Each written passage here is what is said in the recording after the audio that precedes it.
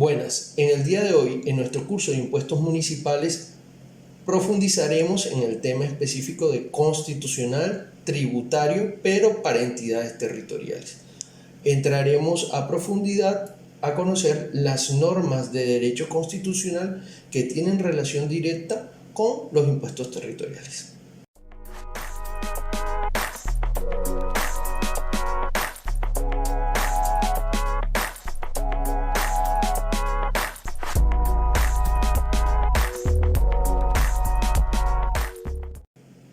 Constitucional tributario. Bueno, entrando a profundidad, ¿por qué estamos utilizando la Constitución como fuente de estudio principal? Los impuestos territoriales tienen relación directa al aspecto espacial de las entidades territoriales del país, pero para poder ejercer, digamos, las competencias específicas de estos tributos o para poder controvertirla, necesitamos conocer a profundidad en qué norma se basa. Para eso utilizamos la mayor fuente normativa existente, que es la Constitución en materia de territorialidad nacional. Iniciamos, como en todo estudio, analizando la norma desde su descripción principal. Aquí arrancamos con el título 1 de la Constitución y lo definimos como de los principios fundamentales. En otros videos hemos explicado a profundidad los principios fundamentales, qué integran, qué hace parte, por qué son importantes y por qué se califican de fundamentales.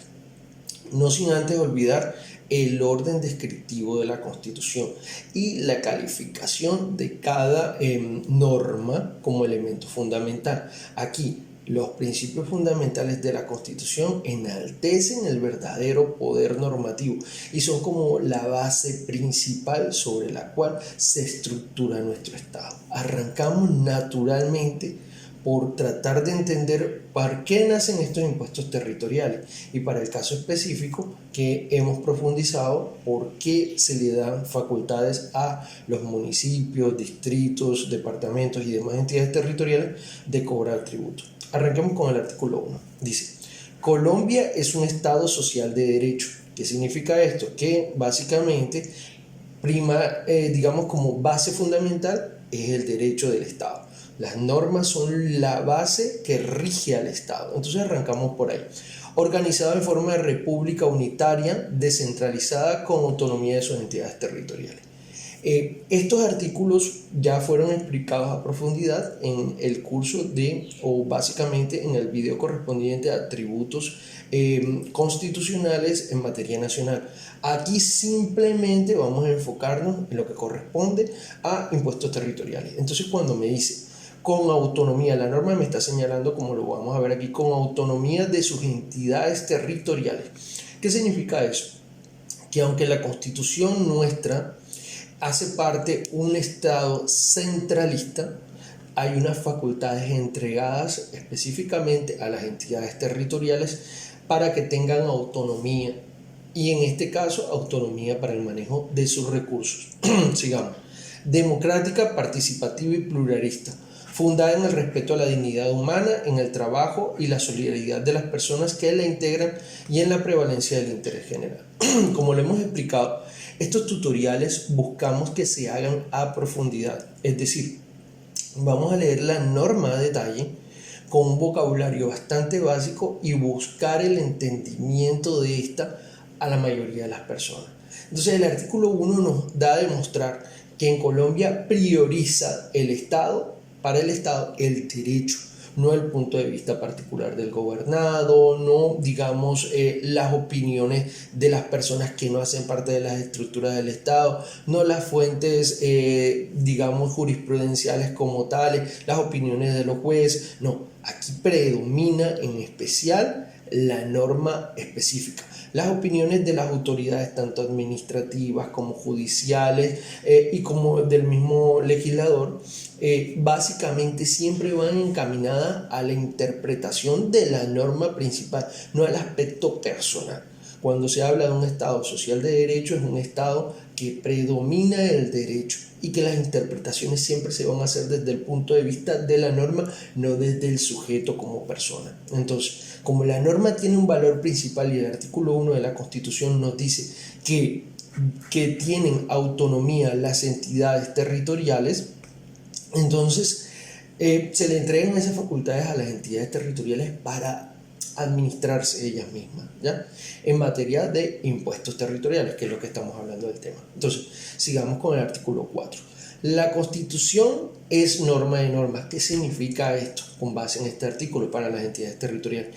Que cualquier discusión que un alcalde por intermedio de una norma o un consejo por intermedio de una norma quiera, digamos, suponer que esa norma es superior a la Constitución, pues bueno, ahí básicamente con este artículo se redebate cualquier teoría. Es decir, que ninguna norma que haga una entidad territorial, sea ese departamento, sea municipio o cualquier otra entidad territorial, es superior a la Constitución. Por eso la traemos a colación. Y desde aquí, desde la misma Constitución, se le entregan poderes a las entidades territoriales, también se le entregan responsabilidades y también se le entrega sujeción a la ley y a la Constitución. Entonces dice, es norma de normas, en todo caso de incompatibilidad entre la Constitución, la ley y otra norma jurídica, se aplicará las disposiciones constitucionales. No puede estar más clara la norma en su artículo 4. Ninguna norma que haga ni el representante de una entidad territorial ni los cuerpos colegiados es superior a la Constitución ni a la ley. Eso es claro que lo tengamos y que lo dejemos expuesto. Sigamos. Pasamos de los principios fundamentales, pasamos a la estructura legal del país para poder entender las facultades que tienen las entidades territoriales de cobrar tributos. Entonces, el artículo 150, muy importante en esto, dice: corresponde al Congreso hacer las leyes, es decir, solo el Congreso puede hacer leyes de manera normal, no de excepcional, sino de manera normal, la competencia específica del Congreso. Y dice, por medio de ellas ejerce las siguientes funciones. Ahí establece cuáles son las funciones que desarrollarán las leyes. Dice, tratamos de sacar los numerales que corresponden específicamente a la discusión que estamos hablando de impuestos territoriales y de impuestos. El numeral 11 dice, establecer las rentas nacionales y fijar los gastos de la administración. Cuando leemos este numeral nos está diciendo que solo el Congreso, de conformidad con el artículo 150 y de conformidad con el poder que entrega el artículo 1 y el artículo 4 ya antes estudiado, solo el Congreso podrá hacer leyes que tengan relación directa con las rentas nacionales. Cuando hablamos de rentas nacionales hablamos de tributos que van para el Estado colombiano, pero también en tributos que van para sus entidades territoriales. Es decir, este artículo 150 en su numeral 11 establece la competencia específica y unánime de manera exclusiva cuando las cosas están en un estado normal, cuando nuestro estado no se desarrolla un estado de excepción o cuando el giro ordinario de un estado es la constante. Solo el Congreso puede hacer normas que tengan que ver con rentas nacionales, aclarando que nacionales es tanto las normas para el Estado como para las entidades territoriales, y fijar los gastos de la administración. Eso es un límite. Numeral 11 del artículo 150 establece la competencia del Congreso para hacer las leyes específicas. El numeral 12, que es el subsiguiente, dice establecer contribuciones fiscales y excepcionalmente contribuciones parafiscales en los casos y bajo las condiciones que establezca la ley. Es decir, en el numeral 12 es mucho más específico que en el numeral 11 y determina que solamente el Congreso podrá establecer, digamos, leyes relacionadas de manera específica con los tributos de todo tipo. No puede nunca, por ejemplo, un consejo decir, no, aquí en una ciudad, vamos a traer un ejemplo, una ciudad que tenga playa. Aquí la gente se baña mucho en la playa y para poder cuidar las playas vamos a hacer una norma que indique que le cobramos impuestos a todos los que se bañan en la playa. Ujú. ¿Y con base en qué lo hará? No, con base en el artículo, no sé, vamos a volvernos locos aquí, con base en el artículo 4 de la Constitución y con base en el artículo 1. Ya, o mejor dicho, no con el 4, con base en el artículo 1 que me indica que la autonomía de las entidades territoriales. Entonces yo, como soy autónomo, soy el alcalde autónomo y el consejo autónomo, entonces vamos a crear una norma donde le cobremos 1.000 pesos por cada vez que la persona se meta a bañar a la playa. Bueno, ahí estaríamos violando de entrada, ¡pum!, el artículo 4, que nos indica que la Constitución es norma de norma y establece un parámetro base, y estaríamos violando el artículo 150 de la Constitución también, que establece que solo el Congreso, digamos, es el encargado de hacer tributos para rentas nacionales, y también el numeral 12. Es decir, ya de entrada nos da a demostrar que aunque tenemos una autonomía, o las entidades territoriales pueden tener autonomía, siempre es sujeta a las condiciones que le establezca la ley. Nunca con las condiciones particulares o, digamos, personales. ¿Por qué? Porque violaríamos los principios fundamentales de la Constitución y la estructura base de legalidad de un Estado. Sigamos. Ya entendimos el 150, ahora vamos al 215.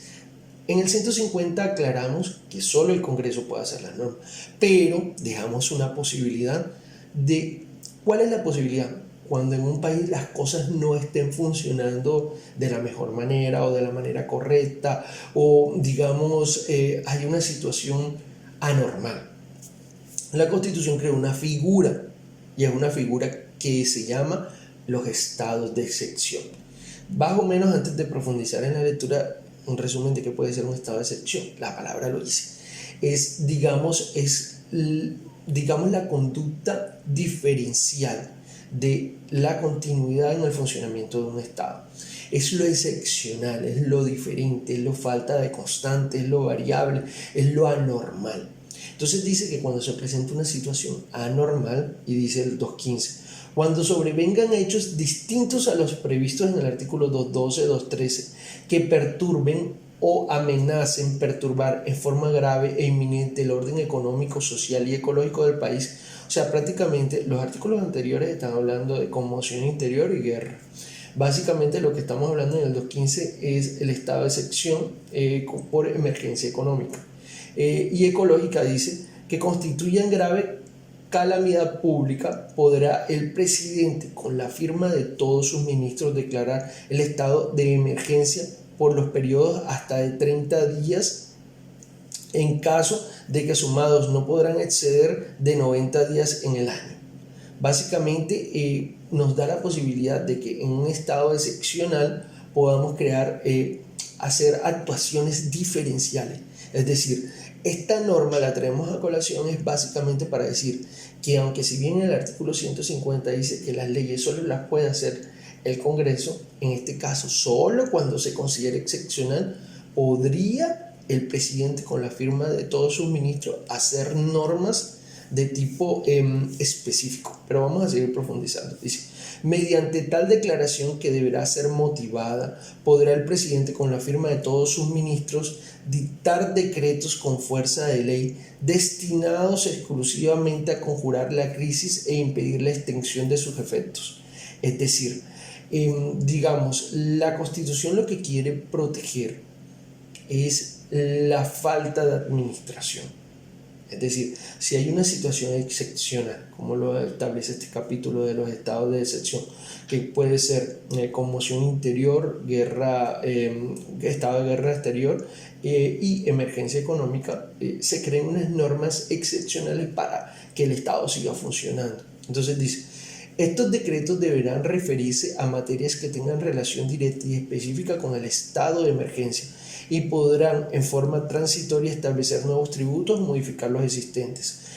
Ahí es donde vamos a notar. Este lo traje a colación y, digamos, lo expliqué a profundidad en otro video que habla de los impuestos nacionales, pero simplemente para tomar en cuenta esta parte.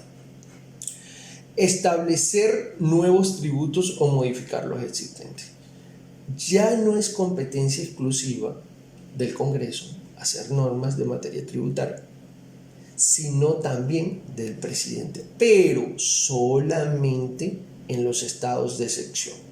¿ya? Y para ser un estado de excepción tiene que cumplir con unos requisitos específicos que fueron explicados a profundidad en el anterior video, pero en este caso, como estamos hablando de impuestos territoriales, solo quiero pues poner el ejemplo para que tengan claro que tanto el Congreso como el presidente pueden hacer normas tributarias.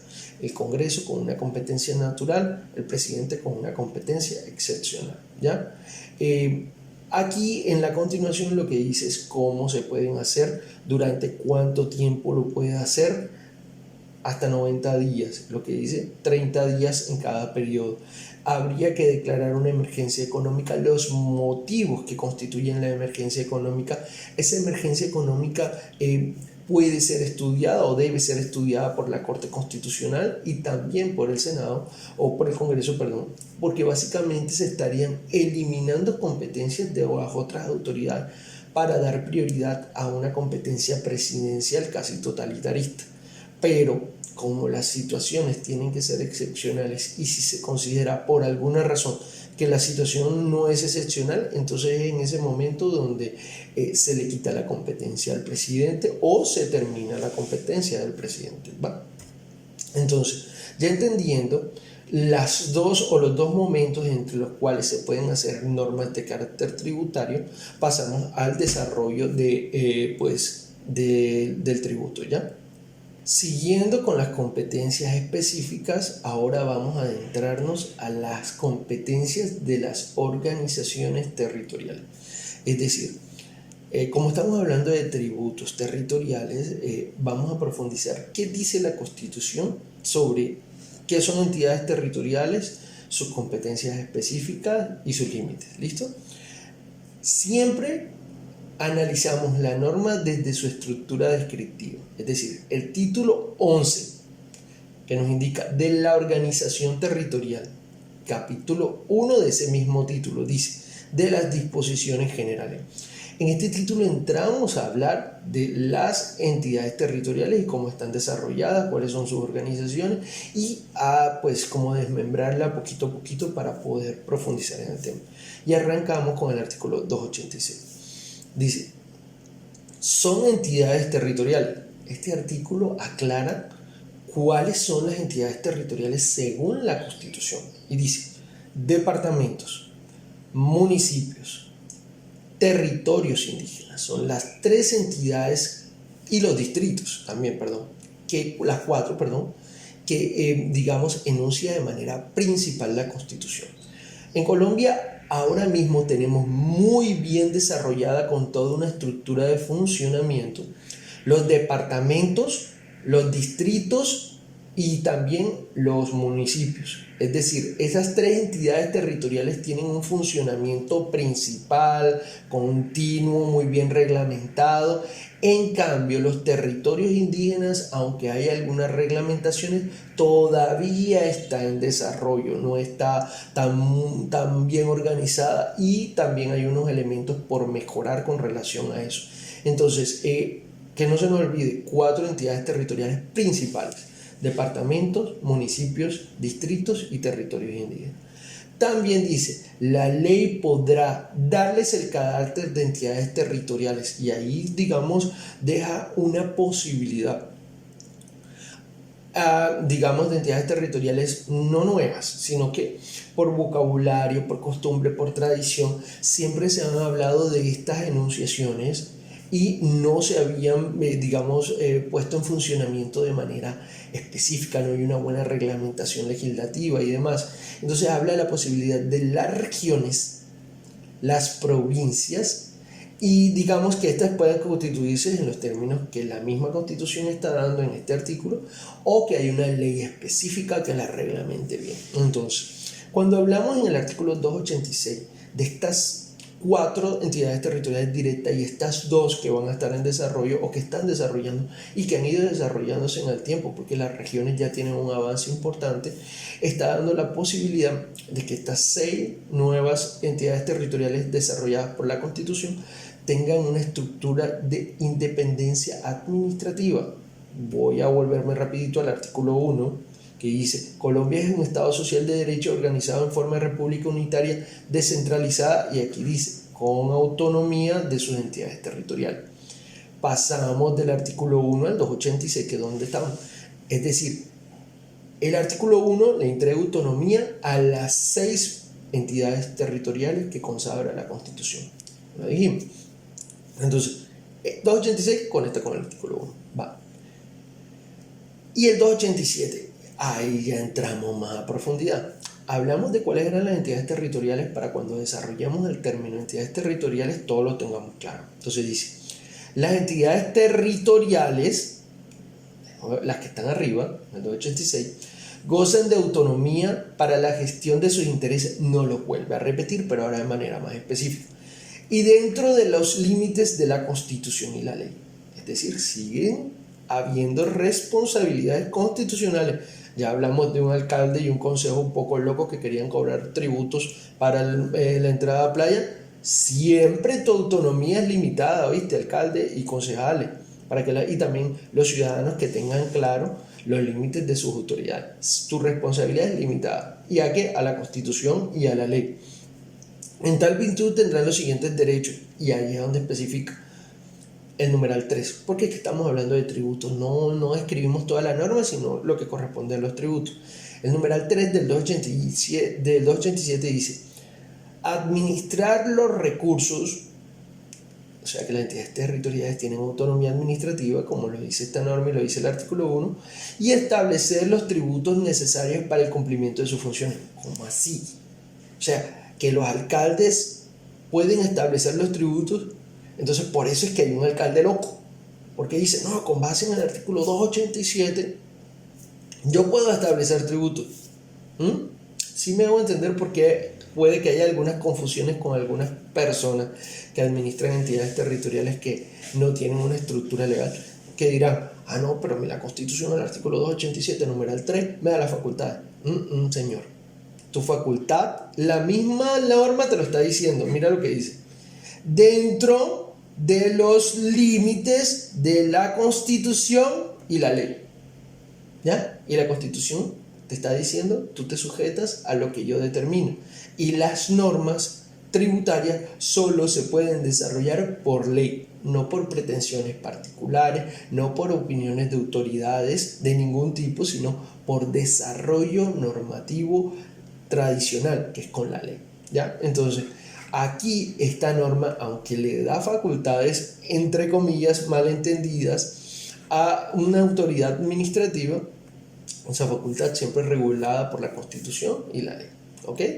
Claro, avanzamos.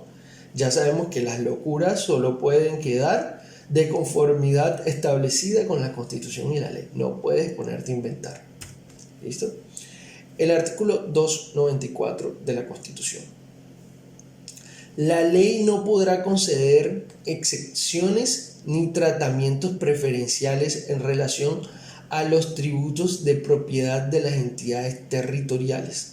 Tampoco podrá imponer recargos sobre sus impuestos, salvo lo dispuesto en el artículo 317. Entonces, aquí nos está también determinando la ley, digamos, las competencias, ¿ya? La misma Constitución, nos está determinando la competencia de la siguiente forma. Miren lo que dice.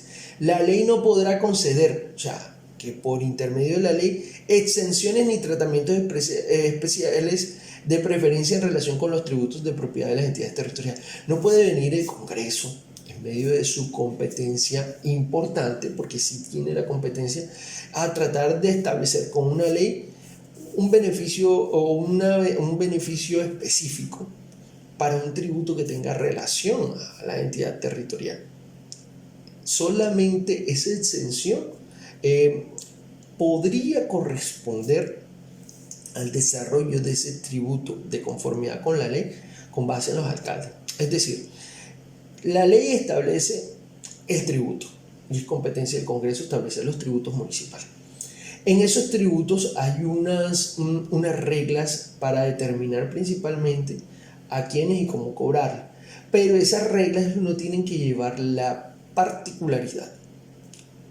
¿La particularidad en qué aspecto? En establecer a quién podrías de manera particular, no general, porque el propósito de la ley es hacerla general, para que cada entidad territorial la acoja, y establezca las particularidades en su territorio. Es decir, por mucho que el legislador quiera hacer una ley en materia, no sé, de impuestos territoriales, impuesto predial, un ejemplo, y colocar en la ley, bueno, el impuesto predial se le tienen que cobrar a todas las personas propietarias o poseedoras de un inmueble en una determinada ciudad o municipio. Ok, listo, está. Pero no se le cobrará a Juan Pérez. Es una exención muy específica. ¿Cómo así? No, a las casas de Juan Pérez no se le cobra. Entonces la ley está rompiendo la competencia que sería específicamente de los alcaldes, porque es una competencia de establecer exenciones a tributos específicos. Mierda, pero entonces la gente dice, pero me estoy confundiendo, porque si es la ley la que establece las formas y a los alcaldes no se les permite hacer lo que quieran, ¿por qué la ley no puede darle esa facultad o no darle ese beneficio a Juan Pérez o a las casas de Juan Pérez? Porque si bien la ley tiene un propósito que es general, los alcaldes tienen un propósito especial. Es decir, dado caso específico, la ley da la facultad a que las alcaldías, los municipios tengan tributos, ¿va? Los municipios crearon sus tributos. Ejemplo, volvemos al mismo ejemplo, el impuesto predial. Y en el impuesto predial, el alcalde, digamos, tiene la facultad administrativa de esos tributos y dice, bueno, listo, Juan Pérez es una persona normal, no lo diferencia nada. Yo porque tengo que darle un beneficio fiscal, ¿ya? Entonces no tengo ninguna razón, entonces no se lo doy. Pero digamos que Juan Pérez hace parte en la creación, no Juan Pérez, sino creó una fundación, la Fundación Juan Pérez.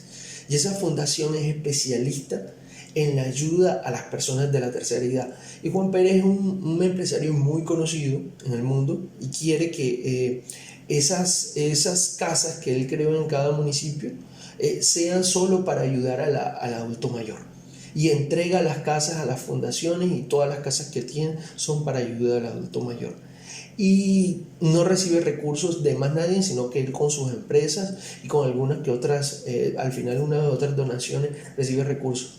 Pero digamos, pues, no sé, llega un alcalde y dice, hombre, me gusta la función que está haciendo, una función desinteresada de la Fundación Juan Pérez. Yo, no sé, alcalde de, no sé, Piojó, quiero entregarle una exención. La presento ante el consejo la valora y dice, no, la casa de Juan Pérez es una casa que ayuda a muchos ancianos y quiero entregarle esa exención específica. Bueno, ya la competencia es trasladada específicamente a la entidad territorial que administra el tributo. Por tal razón, los alcaldes, por intermedio de los consejos, podrán decretar esa exención.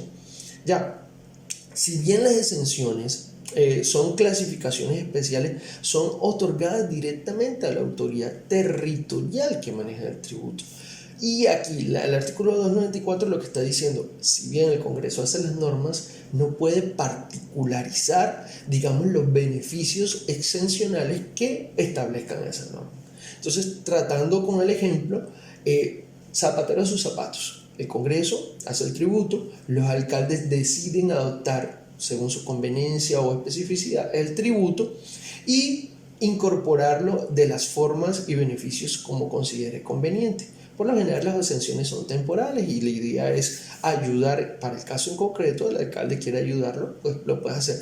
No, que ninguna otra alcaldía en Colombia lo hace, pues ya eso es problema de cada alcalde porque es competencia nacional. No, que la fundación es tan buena y ¿por qué con una ley? No, porque el 294 me lo prohíbe, ¿ya? Entonces sigamos. Artículo 298.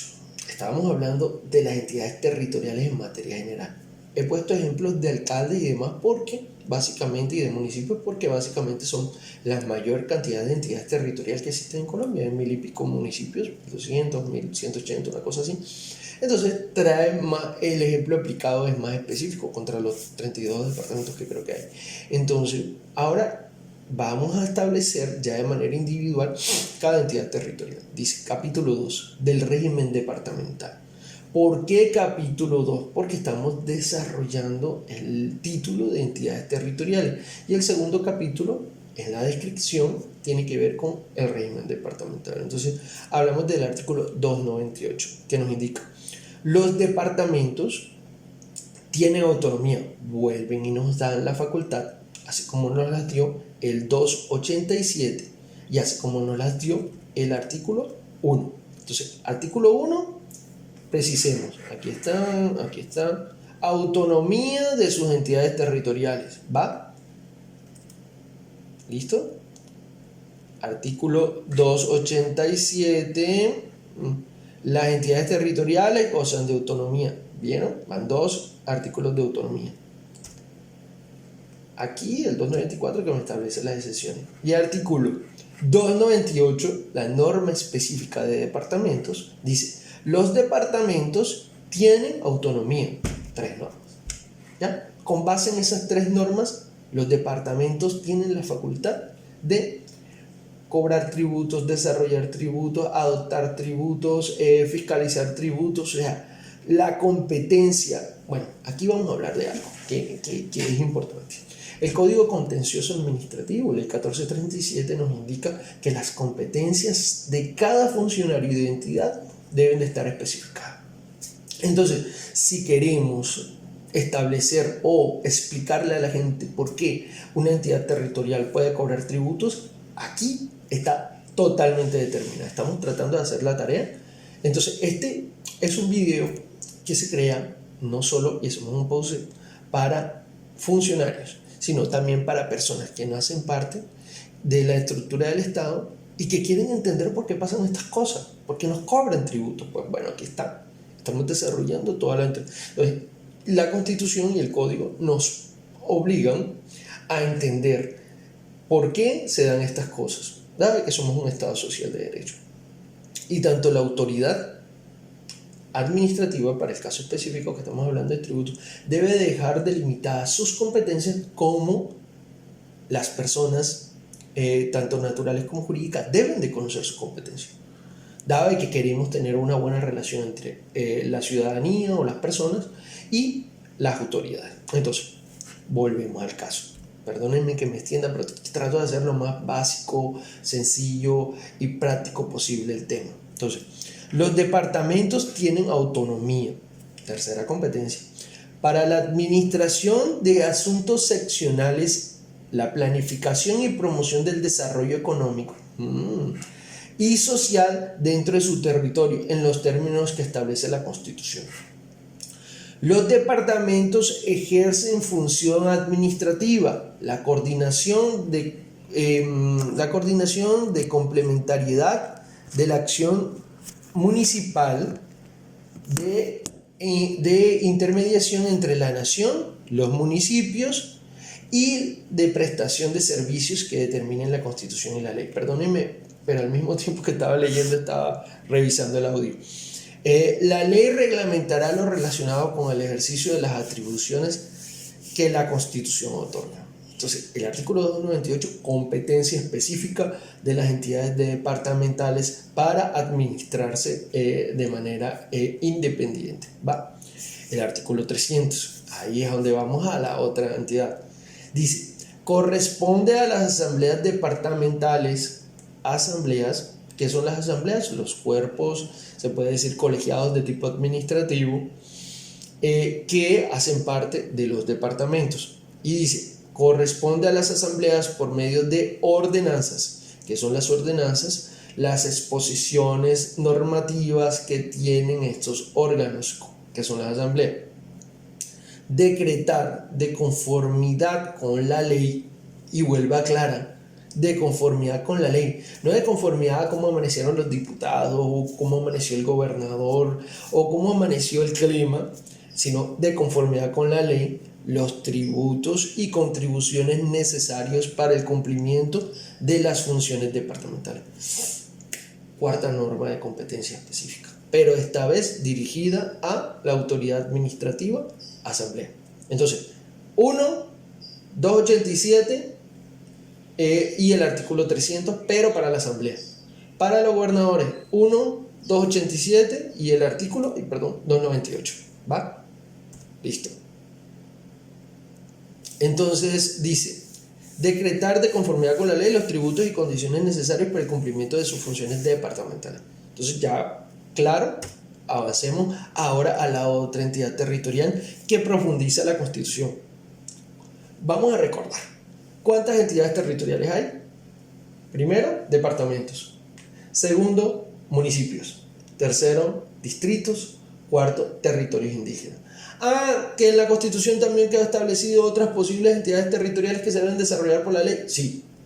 Regiones, que va bastante desarrollada eso, y yo creo que para este gobierno, en este periodo que estamos, en 2023-2027, creo que ya el tema de regiones debe estar totalmente estructurado como ley, y las provincias que sí están un poquito atrasaditas. Entonces, dice, entramos ahora a profundidad a los municipios que tienen, digamos, prácticamente la misma estructura normativa que los distritos, ¿ya? Son como, digamos, se basan en la misma estructura, ¿ya? Los distritos tienen unas leyes adicionales, pero para descripción específica, para descripción general, tienen la misma estructura. Entonces dice, régimen municipal, ¿ya? Artículo 313. Artículo 313, corresponde a los consejos. A los consejos. Cuando se habla de consejos, aquí hablamos de consejos tanto municipales como distritales. Y del artículo 313 no tomo todo, solo tomo lo que tiene que ver con tributos, porque esta es la clase de constitucional tributario para tributos territoriales. Dice, numeral 4, votar de conformidad, y vuelve y explica, para los concejales que amanezcan un poco locos con base con el alcalde y quieran hacer una norma para cobrarle impuestos a la playa, ya, o para bañarse en el mar, perdón. Votar de conformidad con la Constitución y la ley los tributos y los gastos locales. ¿Tienen uno competencia? Sí. Artículo 1, 287 y competencia específica 313 para los consejos. ¿Va? Ya tenemos en claro qué es la competencia de los consejos. ¿Listo? 317. Solo los municipios podrán gravar la propiedad inmueble. Bueno, recordemos este 317 nos los mencionaron aquí en el 294. ¿Ya? Que yo puse el ejemplo de las casas y demás, y dice, tampoco podrán imponer recargos sobre sus impuestos salvo lo dispuesto en el artículo 317. Entonces ahí nos quedó la duda, no nos hablaron del 317, listo, aquí está, 317, ¿va? ¿Listo? 317. Solo los municipios podrán gravar la propiedad inmueble. No lo podrá grabar otro, sino solo los municipios. O sea, es una competencia específica para los municipios. Lo anterior, y ahí nos explica, no obsta para que otras entidades impongan contribuciones de valorización. Sí, pero la prioridad específica de propiedad, digamos, de propiedad inmueble, para grabar la propiedad inmueble, es específica en los municipios o distritos, recordando que las normas son asociadas. La ley destinará un porcentaje de estos tributos, y aclara la Constitución, que no podrá exceder del promedio de las sobretasas existentes. Es decir, me está diciendo que aparte de, digamos, de los municipios y distritos, la ley está dando un porcentaje, o está dando la facultad que por intermedio de la ley se creen o se adopten a estos municipios unas sobretasas, que dice, de las sobretasas existentes a las entidades encargadas, y específica de qué, del manejo y la conservación del medio ambiente y de los recursos naturales renovables, de acuerdo con los planes de desarrollo de los municipios del área de su jurisdicción. Bueno, aquí vemos una cosa que es importante. La facultad del artículo 317 de la Constitución se la da específica a los municipios y distritos, pero da la posibilidad de que sobre este impuesto territorial que grava la propiedad se pueda cargar una sobretasa. Es decir, la sobretasa que busca proteger el medio ambiente es la única sobretasa que tiene protección constitucional. Imagínense lo bonito que se acaba de encontrar acá estudiando el 317. El 317 no solo señala la posibilidad que los municipios, por intermedio de sus consejos, desarrollen tributos a la propiedad inmueble, como es el impuesto predial, sino que por constitucionalidad, por obligación constitucional, a ese gravamen se le obligue la colocación de una sobretasa que proteja el medio ambiente. Entonces, esa sobretasa tiene una descripción específica y se llama la sobretasa ambiental. Está muy bien desarrollada porque, bueno, aquí hicimos una tarea en nuestros videos y en nuestro canal hay un curso, una lista de reproducción que se llama curso de impuestos municipales y distritales o curso de tributos municipales y distritales. Y ahí estamos hablando de manera específica de la sobretasa ambiental, que, digamos, de conformidad con el 317, nos está diciendo que tiene protección constitucional. O sea, que ningún municipio o distrito se puede poner de gracioso de que no voy a colocar sobretasa al medio ambiente en la propiedad inmueble. ¿Y por qué? Primero, la ley te lo expresa y segundo, la Constitución te lo ordena. Entonces, es de los pocos tributos que no solo aparece específicamente determinado en la Constitución, sino que es la única sobretasa que tiene protección constitucional. O sea, digamos, hay una prioridad de proteger el medio ambiente. Ya la descripción del tributo y sus elementos del tributo, hecho generador, base gravable y tarifa, están en ese curso, que también está en un video de manera específica en YouTube. ¿Oye? Pueden pasar a verlo también, es gratis. El título siguiente, bueno, ya vamos a traer en contexto. Ya hablamos de las competencias generales que nos entrega la Constitución, ya hablamos de las competencias especiales que se le entregan tanto a las autoridades administrativas como a alcaldes y gobernadores, y también a las asambleas y a los consejos de hacer normas tributarias. Ahora nos habla de algún aspecto más general. Dice, el título 12, siempre que estudiamos las normas no nos olvidemos esto. Hay que estudiar de dónde sale. Por eso siempre tratamos de colocar en las diapositivas el título, el capítulo, si viene de una sección, la sección, el artículo, ya si viene de un libro, el libro. Entonces dice, título 12, del régimen económico y de hacienda pública. Capítulo 1, de las disposiciones generales. Y dice el artículo 338, mire, la importancia de este artículo nos va a llevar a otros artículos que ya explicamos. Pero mire lo que dice. Artículo 338. En tiempo de paz. Ahí viene la palabra clave para diferenciar cuándo es un desarrollo ordinario de un Estado y cuándo es un desarrollo excepcional.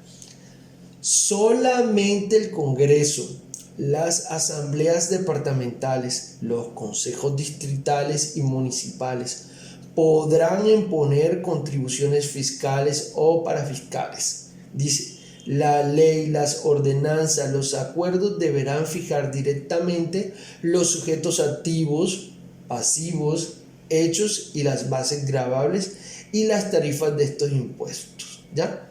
Entonces, ¿qué es lo que pasa aquí? El 338 nos está diciendo, mejor dicho, esta norma es súper importante. Igual ya la explicamos a profundidad en otro video que se llama Impuestos Constitucional, Tributario, Impuestos Nacional, que deben de ir a verlo para poder entenderlo mejor. Pero aquí voy a hacerlo de manera general.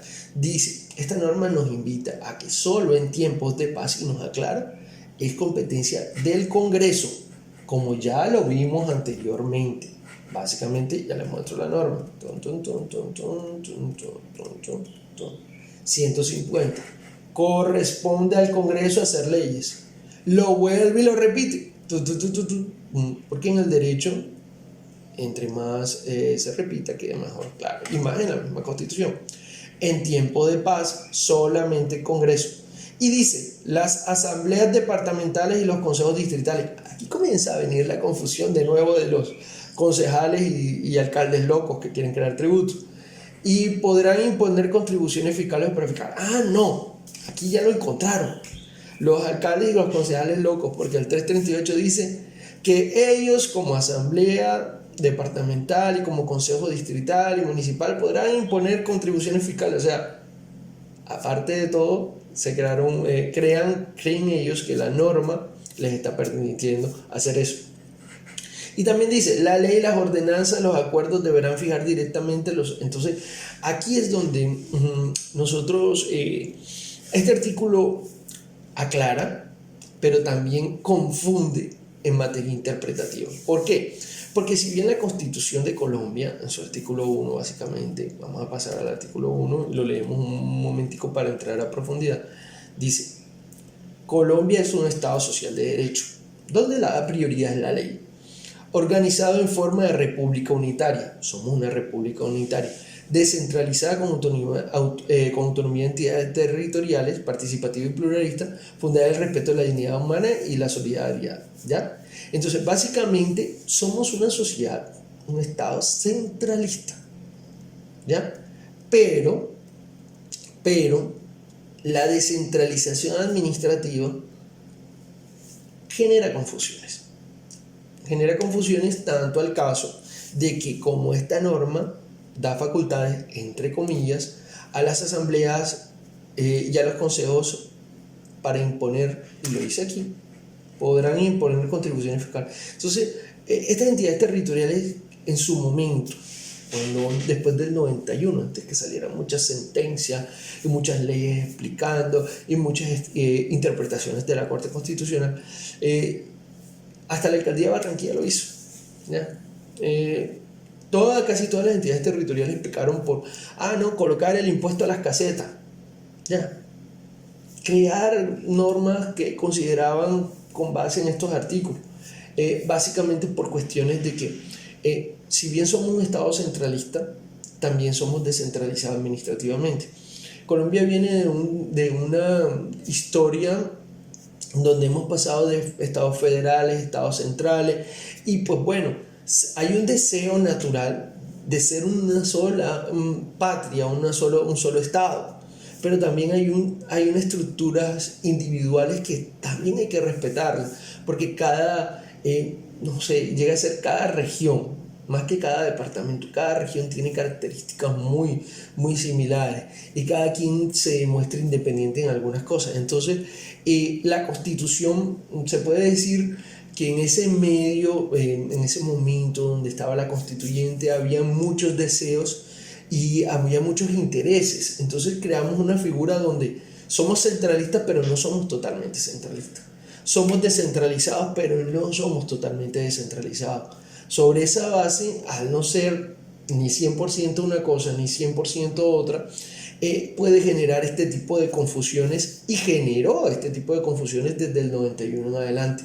Ya la jurisprudencia de la Corte Constitucional ya eso sí aclaró todo, y en materia interpretativa, teniendo en cuenta que los principios que arrancan desde el artículo 1 y todo lo relacionado con la legalidad de la norma, pues les da a entender que solamente el Congreso puede crear tributos, que aunque en esta norma diga en tiempo de paz solamente el Congreso, las asambleas, porque lo dice, no es que la gente se lo invente, sí hay un nivel de locura hoy porque ya fue aclarado por la Corte, pero pues que ahí lo dice, solamente el Congreso, las asambleas departamentales y los consejos distritales y municipales podrán imponer contribuciones fiscales. O sea, si lo ven el 338, pues da interpretación que hoy podemos considerar loca.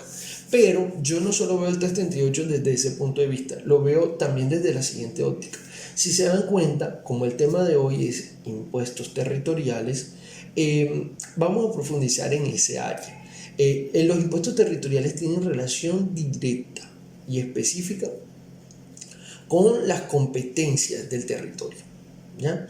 Entonces, si bien hablamos de que existen varios tipos de entidades territoriales en Colombia, hablamos de 6 establecidas por la Constitución, 4 muy bien determinadas y 2 pendientes a desarrollar. Aquí solo me hablan de departamentos, municipios y distritos, o sea, me hablan de 3. Me dejan al vacío con los territorios indígenas que están en la Constitución. Entonces, al dejarme ese vacío interpretativo, se le deja la tarea a la ley, ¿ya? Y yo quiero resacar de este artículo lo que me corresponde, que es hablar de entidades territoriales. Y es que el artículo 338 dice que básicamente me reconfirma que la competencia administrativa de las entidades territoriales es, digamos, sujeta a la ley como norma principal de desarrollo de tributos y a las normas que ya especifican estos tres tipos de entidades territoriales. Porque como le digo, yo interpreto el 338 sobre esa base, me ayuda a desarrollar mis competencias, a desarrollar el tributo. Entonces mire lo que dice. La ley, las ordenanzas y los acuerdos deben fijar directamente los sujetos activos, pasivos, y ahí también cuando dicen sujeto activo genera confusión, porque básicamente los sujetos activos están determinándose por la ley, ¿ya? Más que por las ordenanzas, por los acuerdos. Por eso digo, si bien este artículo es bonito, es el florero de Llorente de discusiones anteriores, porque ya la Corte la aclara. Si bien el artículo está confundido para algunos, la Corte deja claro que puedes confundirte, pero ya hay una interpretación principal de la Corte. Entonces, pasivos, los hechos generadores y las bases gravables y las tarifas. Entonces, lo bonito de este artículo son dos cosas, aparte de lo enredado. Primero, que para mí de verdad hay tres tipos de entidades territoriales que pueden cobrar tributos todavía o hacer tributos. Segundo, que los elementos de tributo están consagrados en la Constitución, ¿ya? Y por eso tenemos que tener claro cuáles son los elementos del tributo que vamos a desarrollar en una clase específica, en un video. Vamos a desarrollar todos los elementos del tributo, qué son, cómo son, por qué nacen y demás. Bueno, listo. Entonces dice, sujeto activo, lo dice la Constitución. Sujeto pasivo, hecho generador, base gravable y tarifa. Aquí está. Sujeto activo, lo tengo con el curso. Pasivo, hecho generador, base gravable y tarifa. Estos 5 elementos son claves para el desarrollo del tributo y pueden estar establecidos directamente por el legislador cuando desarrolló la parte tributaria, o puede decir, bueno, yo asumo el desarrollo del sujeto activo, el legislador, y del sujeto pasivo y del hecho por el cual se crea el tributo. La base gravable y las tarifas se las dejo a facultad de los municipios o distritos, o les pongo un mínimo y un máximo de eso. Entonces, ahí está. En materia de impuestos territoriales, se le entrega esas facultades también a los consejos y a las asambleas, con base en las propuestas presentadas por los gobernadores y alcaldes. Ya, entonces dice, la ley, las ordenanzas, los acuerdos pueden permitir que las autoridades fijen las tarifas de las tasas y contribuciones que cobren a los contribuyentes, como recuperación de los costos de los servicios que les presten o participación de los beneficios que les proporcionen. Pero el sistema y el método para definir tales costos y beneficios y la forma de hacer su reparto deben ser fijados por la ley. Ahí nos invita a que la ordenanza ahí creen algunos elementos, la ordenanza y los acuerdos, pero la ley sigue creando el elemento marco. O sea, la ley es clave. Y por eso es que la Corte también interpretó a favor de que primero es la ley antes de las locuras de los alcaldes y gobernadores. Fijados por la ley, las ordenanzas o los acuerdos. ¿Listo? Las leyes, ordenanzas y acuerdos igual ven y las enuncian las tres como si fueran una sola cosa. Yo creo que al momento de revisar la constituyente, los tributos no tuvo en cuenta el orden de la Constitución, no tuvo en cuenta cositas como esta, o las metieron y dijeron, bueno, que se arme un debate y después lo resolvemos con la ley o que lo resuelva la Corte Constitucional. Dice, las leyes, las ordenanzas o acuerdos que regulen contribuciones en las que se basa sea el resultado de hechos ocurridos durante un periodo determinado, no pueden aplicarse sino a partir del periodo que comience. Es decir, mire lo que dice, no pueden aplicarse sino a partir del periodo que comience después de iniciada la vigencia de la respectiva ley, ordenanza o acuerdo. Ahí hay un aspecto temporal, la norma nos está dando un aspecto temporal de periodo. O sea, por mucho que una ley nazca, tiene un respeto en materia de ejecución.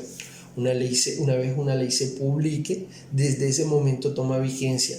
Pero si la ley estaba en tránsito un periodo en curso de un tributo, es decir, una norma de impuesto predial, ejemplo, que surge y modifica las normas de predial, y en vez de, salió publicada en octubre y el impuesto predial tiene como periodo anual. Entonces, no, comienza a regir desde octubre, no. Se publicó en octubre, la vigencia y demás, pero el desarrollo del periodo normativo sería el periodo siguiente, que es lo que básicamente nos está indicando la norma. Seguimos en lo que nos corresponde al tema específico. Dice el artículo 362, régimen económico y de hacienda pública. Específicamente a lo que nos corresponde el capítulo 4 dice de la distribución de los recursos y de las competencias.